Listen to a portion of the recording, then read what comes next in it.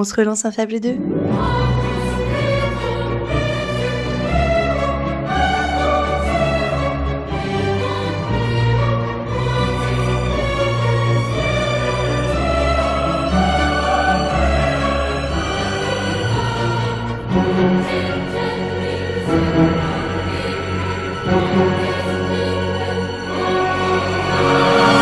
Salutations visiteurs, moi c'est Erici, bienvenue dans mon monde.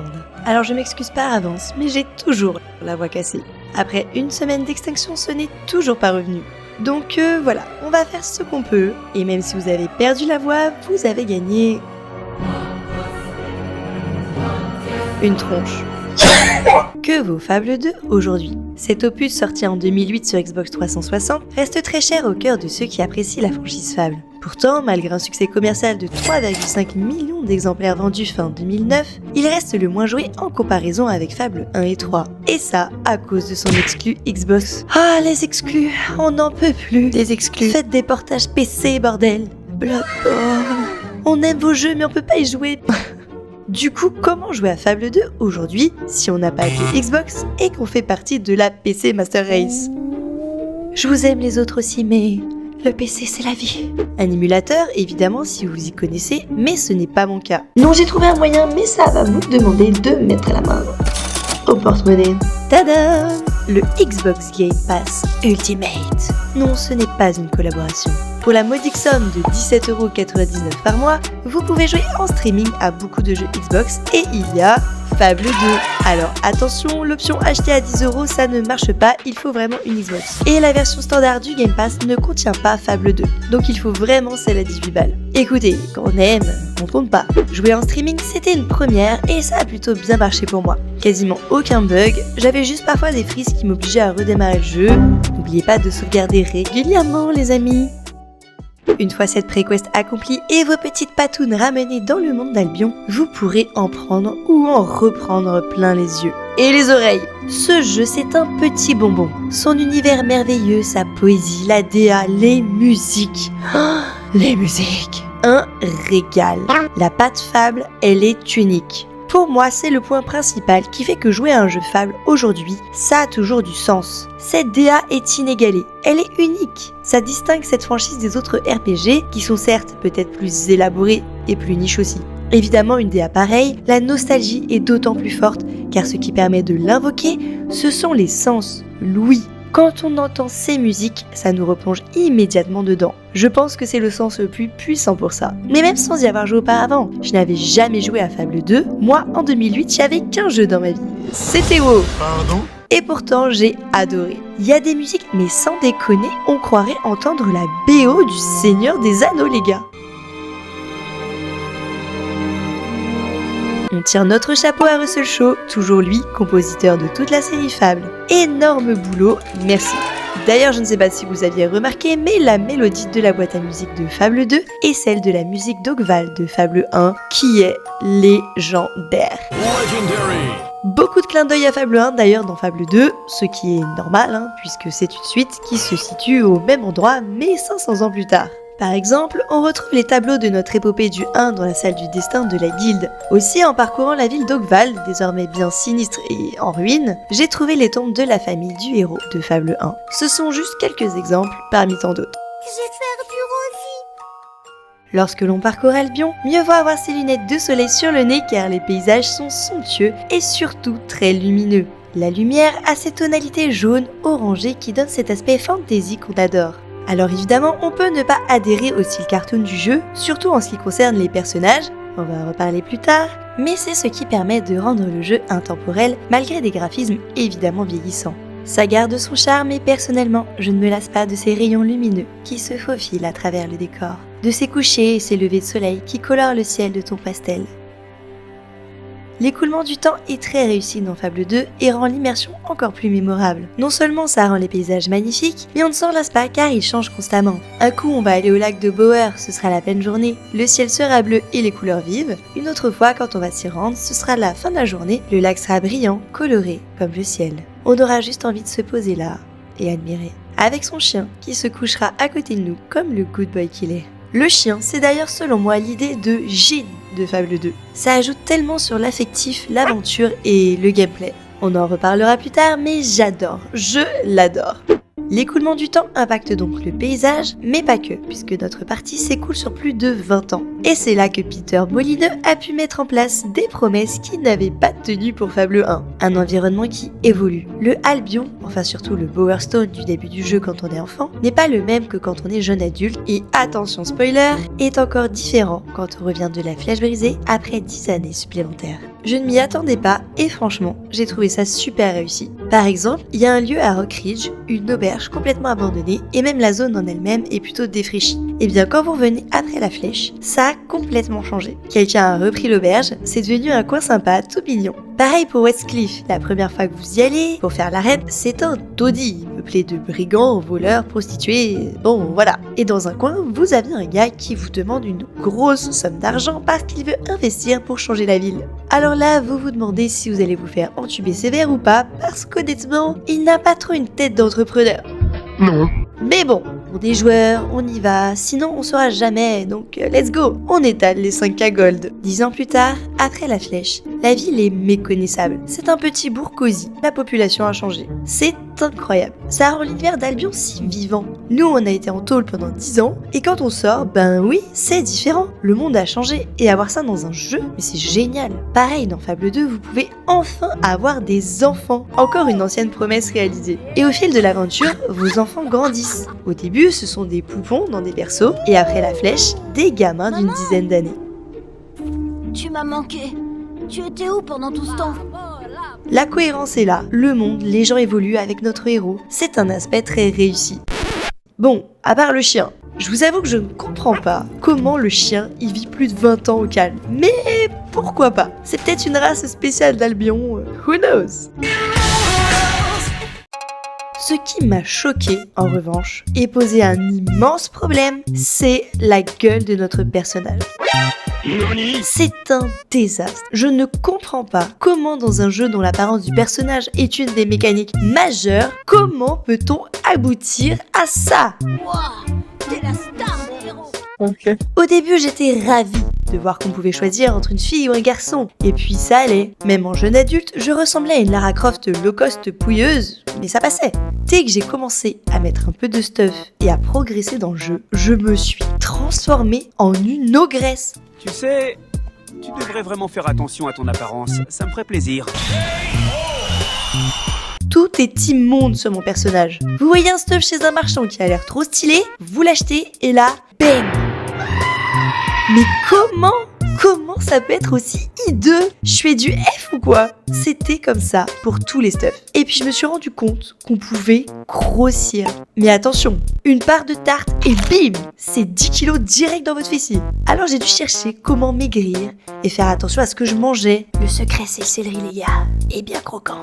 J'ai aussi sacrifié mes points dans la force physique et donc des dégâts pour ne pas être trop baraqué. Mais non, malgré tous ces efforts, mon perso ne ressemblait à rien. Sur cet aspect, Fable 2 m'a rendue bien malheureuse. Moi qui suis une fashionista, qui adore les skins, la personnalisation et ce genre de trucs. Le seul moment où je n'ai pas détesté mon apparence, c'est lorsque j'ai trouvé une armure intégrale.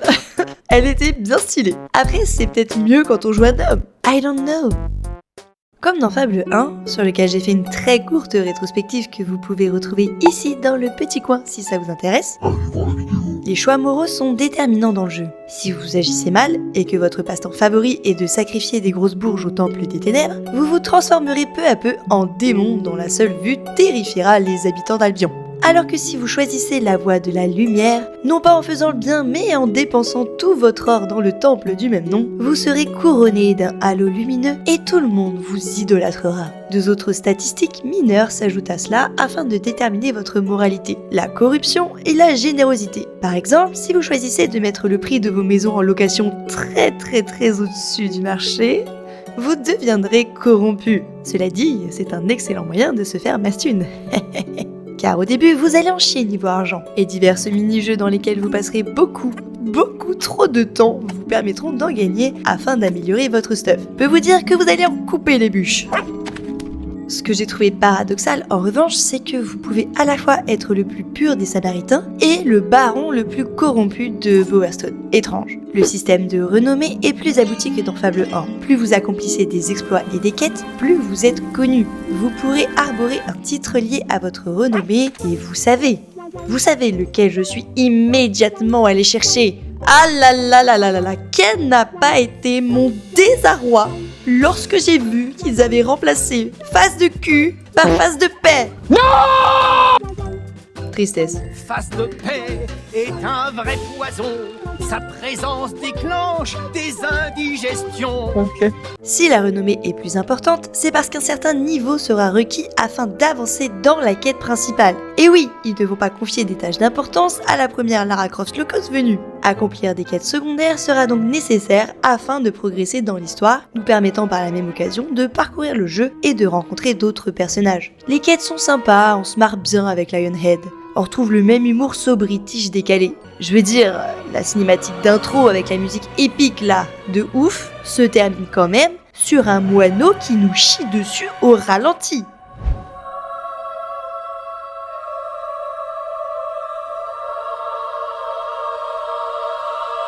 Ça donne le ton. L'histoire principale du jeu est assez basique. Je l'ai trouvé quand même moins puéril que dans le 1, avec des passages anxiogènes et lourds, comme tout notre séjour dans la Flèche Brisée, qui a vraiment pour le coup l'air de durer une éternité, dans une ambiance oppressante, super bien réussie. Il y a quand même des retournements de situation, de très bonnes idées, comme le rêve onirique dans la ferme à la fin du jeu, un passage absolument génial, parce qu'on est complètement abasourdi et perdu comme notre héros, avant de comprendre ce qu'il s'est passé. Les personnages principaux sont très réussi. Si on creuse un peu, il y a plus de profondeur que dans le 1, comme avec le rôle intrigant de Teresa dans l'histoire par exemple, même si la trame narrative reste somme toute assez classique. La fin du jeu nous propose de faire un choix entre 3 alternatives. Malheureusement, ce n'est pas déterminé par votre parcours dans le jeu. Vous aurez ces 3 fins possibles, quoi que vous ayez fait avant.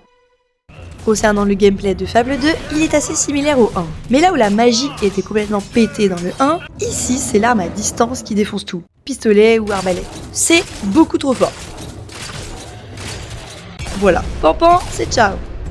Alors étrangement, il n'y a plus de volonté, donc on peut spam les sorts. J'ai mis beaucoup de temps à comprendre comment fonctionnait la barre des sorts. En fait, il faut rester appuyé, ça va charger le sort, et c'est comme ça qu'il défile et qu'on les choisit dans la liste. Plus on maintient et plus on monte, plus ça va faire un sort puissant. Alors c'est hyper satisfaisant, mais il faut avoir la patience et réussir à ne pas se faire des castes pour lancer une AOE de la mort et tout OS. Mais quand on peut le faire avec un coup de fusil qui lui est instantané... Voilà, les combats sont dynamiques, ça reste agréable même si la maniabilité du personnage, de façon générale dans le jeu, est assez catastrophique. C'est un camion le truc, un truc. Se mettre devant une armoire pour la fouiller, c'est presque mission impossible quoi. Ça peut agacer un tout petit peu.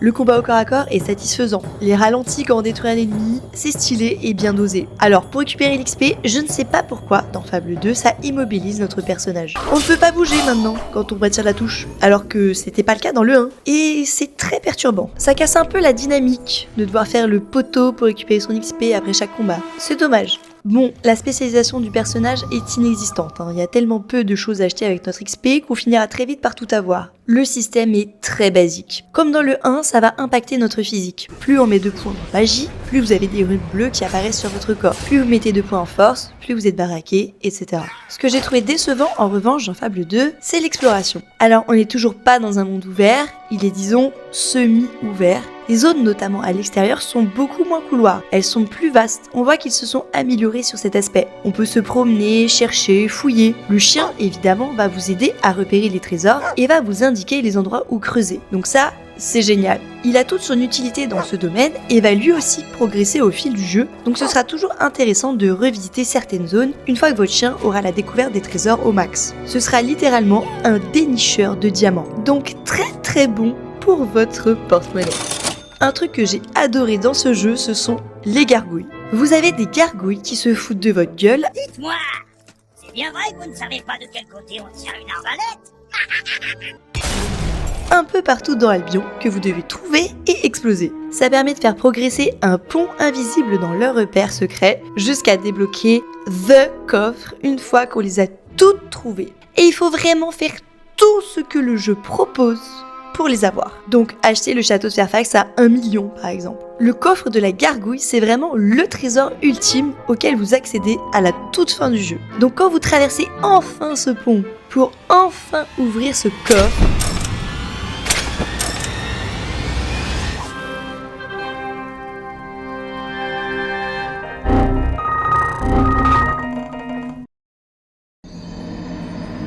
jeu de troll.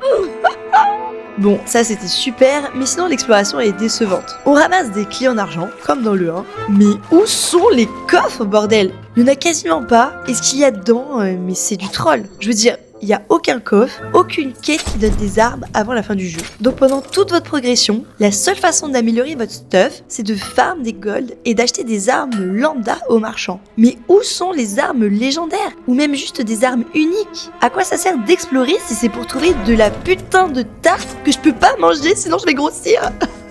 Le contenu des coffres est complètement oubliable. Des consommables ou de l'argent, c'est nul. Il n'y a que ceux des portes démoniaques qui sont intéressants, et encore, la plupart ne sont ouvrables que très tard dans le jeu, et souvent, encore une fois, c'est de l'argent. De l'argent qu'on peut avoir de 1000 autres façons. On a accès à des armes uniques et super puissantes une fois que le jeu est quasiment achevé. Je veux dire, c'est pendant notre progression qu'il faut nous nourrir de stuff, d'armes qui, elles aussi, auront des plages de dégâts progressives, qu'on va changer au fil du temps. Non, je trouve que devoir acheter des armes à un marchand qui en vend 30, qui sont toutes lambda, ça n'a pas le même impact que d'en looter une dans un coffre que t'as déniché au fond d'une grotte parce que t'as fait l'effort d'explorer ce monde magnifique ou bien que t'as obtenu après avoir tué un boss. Non, ça n'a pas la même saveur et c'est dommage. Dans le 1, on se souvient tous des armes, celle du coffre de la guilde ou cette hache qu'on creuse derrière la statue à Oakval qu'on va garder super longtemps. Là, y a rien avant très longtemps. Néanmoins, ce qu'ils ont poussé au paroxysme dans ce jeu et qui est trop bien, c'est l'immobilier. Dans chaque ville, vous pouvez acheter chaque maison et chaque magasin. En plus de ça, ils ont fait l'effort de donner à chaque maison une âme. J'ai trouvé ça incroyable. Chaque maison a un nom, des buffs ou des debuffs en fonction de la moralité de son âme. Des ondes qui sont à l'œuvre en son sein, je suppose. Chaque agencement à l'intérieur est unique et vous avez des petites pépites. Regardez-moi cette petite maison dans les vieux quartiers de Bowerstone, l'atelier du fleuriste, plein de petites fleurs à l'étage, avec en plus un coffre sur le balcon. Ah là là, c'est trop mignon. En fait, ça donne envie d'acheter toutes les maisons du jeu pour découvrir à l'intérieur ce qui s'y cache. Franchement, c'est génial. Et aussi, bien sûr, obtenir un max de thunes. Il y a une arme légendaire qui s'obtient comme ça. Et vous avez des petites quêtes secondaires qui sont liées à l'achat de bâtiments uniques, comme la tour de Brightwood ou le manoir du cimetière. Franchement, ce sont les meilleures quêtes. Elles sont géniales. D'ailleurs, Fable 2 a 2 petits DLC qui sont pareils, incroyables. J'ai adoré le monde qui a perdu ses couleurs et que l'on doit retrouver. C'est hyper poétique. L'île de Knothole qui joue sur les changements de climat pour proposer 3 biais d'exploration différents de l'île. Une idée tout aussi fantastique. Écoutez, découvrir Fable 2 aujourd'hui a été pour moi une très belle expérience. La magie est bien présente. J'adore la DA et l'humour de ces jeux. C'est absolument unique dans le paysage vidéoludique d'aujourd'hui. Je pense que Fable est un classique auquel tout le monde devrait avoir goûté un jour et malgré ses quelques défauts, on passe un bon moment à parcourir Albion.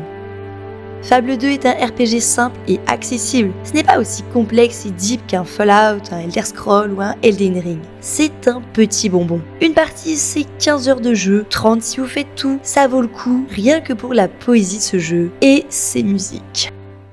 Fable 2 est un jeu à faire ou à refaire, pour la modique somme de 17,99€ et en attendant la sortie de Fable 4. Peut-être pour cette année, who knows?